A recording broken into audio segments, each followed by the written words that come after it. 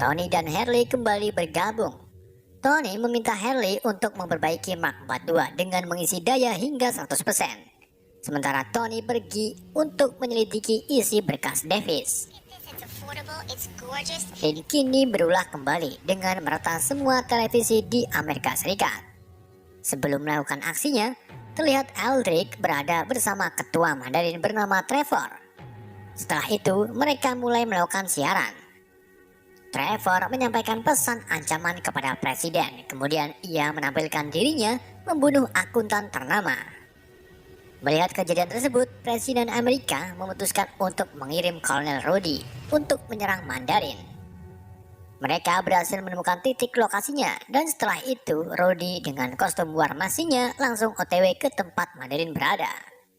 Saat di perjalanan, Rudy dihubungi Tony yang meminta kode sistem komputer war masin untuk meretas data Cat Davis. Setelah mendapatkannya, Tony diam-diam menyusup ke cabang perusahaan AIM. Ia memasuki sebuah mobil van dan bertemu dengan pemiliknya. Untungnya, pemilik mobil tersebut penggemar Iron Man, yang dengan mudah Tony mengajaknya bekerja sama. Tony mulai meretas di komputer mobil. Setelah itu, ia menemukan video Eldrick Cullen sedang merekrut orang yang akan dijadikan senjata ekstremis, termasuk Sevin dan Ellen.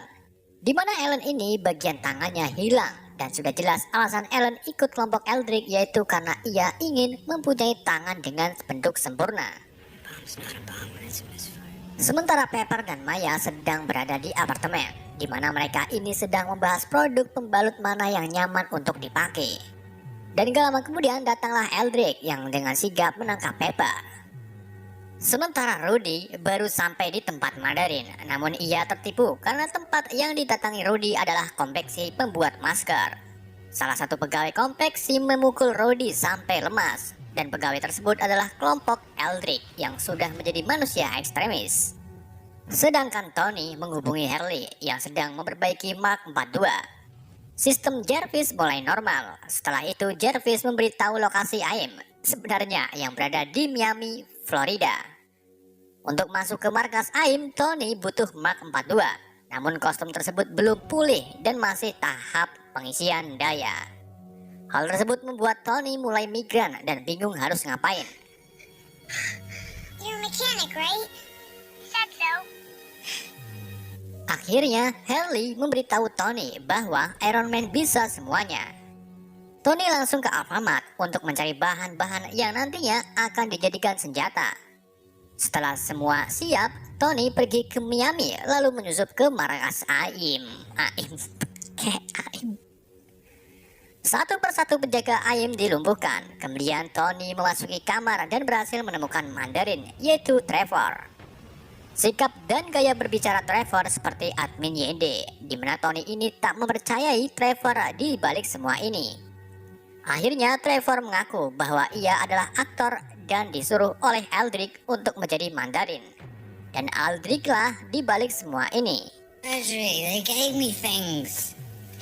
No, the lovely speech. Saat itu juga Sevin datang lalu menengkel Tony. Setelah sadar dari pingsannya, Tony diikat dan di hadapannya ada Maya.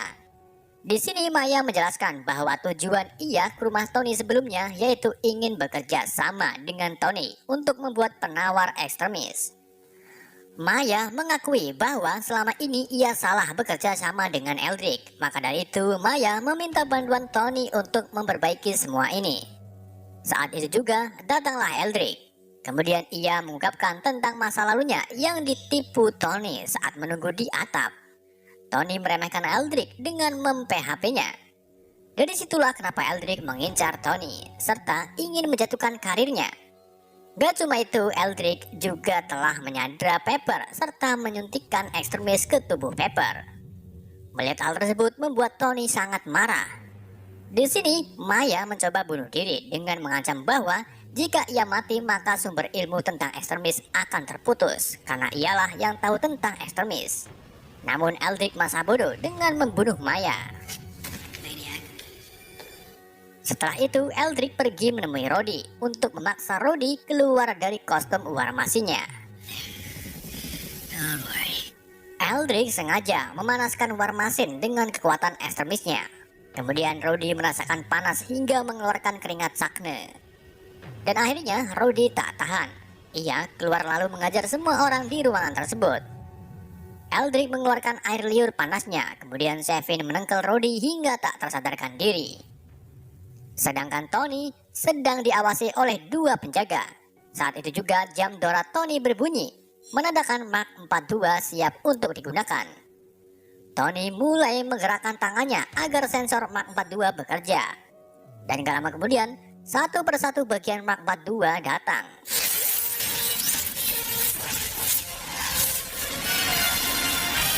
Tony mengajar para penjaga AIM. Setelah itu, Tony menghubungi Rudy yang baru sadar.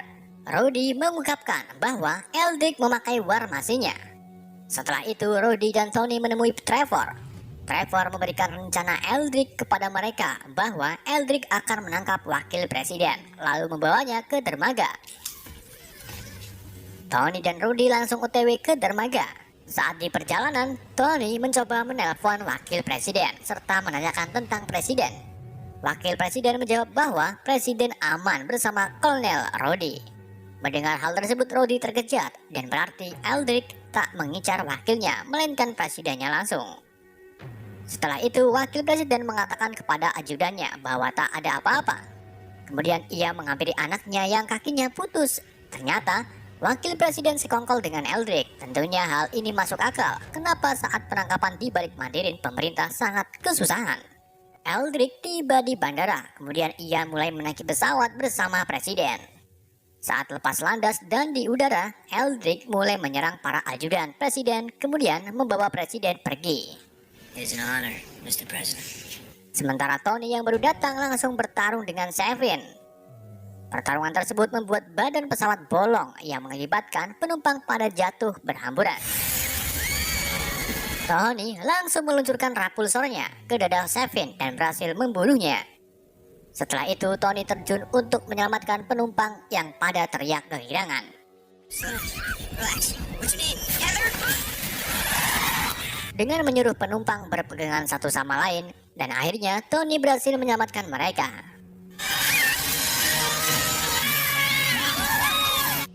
Saat akan kembali, Mark 42 ketabrak becak hingga hancur. Ternyata Tony tak berada di dalam Mark 42. Ia hanya mengendalikannya dengan jarak jauh lewat bantuan Jervis. Rudy mulai kecewa karena Tony tak mempunyai kostum Iron Man-nya lagi. Namun sebenarnya Tony masih punya banyak kostum Iron Man yang bisa dikendalikan oleh Jervis. Tony menyuruh Jervis mengaktifkan protokol rumah pesta. Kemudian ruang bawah tanah di rumah Tony mulai terbuka dan puluhan Iron Man pun mulai bertebangan. Malam harinya Eldrick membawa presiden ke dermaga serta Pepper yang sedang disandra. Kemudian Tony dan Rudy datang. Mereka dimak-dimik mengawasi aktivitas pasukan Eldrick. Setelah itu, Tony dan Rudy mulai menyerang. Namun mereka kewalahan karena musuh terlalu banyak. Dan untuk melawan mereka, Tony mengerahkan puluhan Iron Man-nya yang bisa dikendalikan lewat Jervis. Dan pertempuran pun terjadi.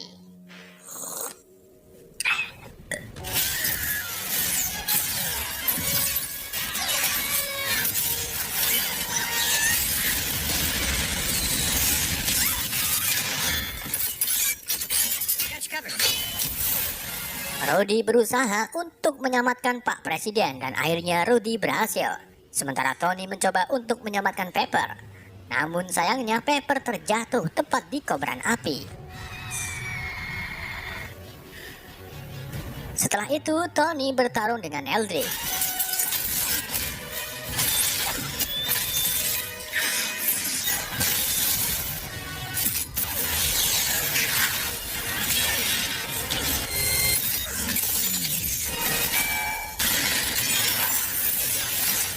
Tony berhasil menjebak Eldrick dan berhasil meledakkannya.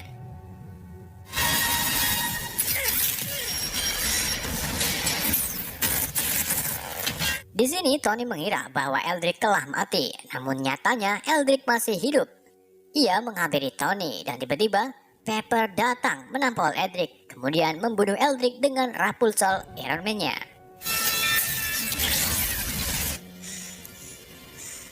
Pepper kini memiliki kekuatan yang sama seperti Eldritch, namun Tony berjanji akan membuat penawar untuk menyembuhkan Pepper. Setelah itu, Tony meminta Jarvis untuk menghancurkan semua kostum Iron Man sebagai tanda bahwa Tony ingin menghabiskan lebih banyak waktu dengan Pepper.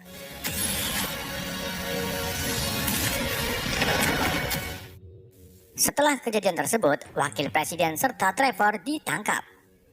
Sementara Tony melakukan operasi pengangkatan pecahan peluru di jantungnya. Pepper juga melakukan operasi untuk menghilangkan efek ekstremis di tubuh. Tony juga memberikan hadiah peralatan lengkap kepada Harley untuk bermain FF. Di akhir film, Tony membuang reaktornya ke laut, namun ia tetap menganggap dirinya adalah Iron Man. I am Iron Man. Di adegan pasca kredit menunjukkan bahwa sepanjang film yang tadi kita saksikan adalah curahan hati Tony kepada Bruce Banner tentang trauma yang dideritanya. Dan film pun berakhir. That was weird. Oke, itulah alur cerita film Iron Man 3. Semoga kalian tidak terhibur dengan alur cerita yang saya bawakan. Pesan yang tidak bisa kita ambil dari film ini, jangan pernah lupa gosok bagian selangkangan kalian. Sekian dari saya, wassalamualaikum warahmatullahi wabarakatuh.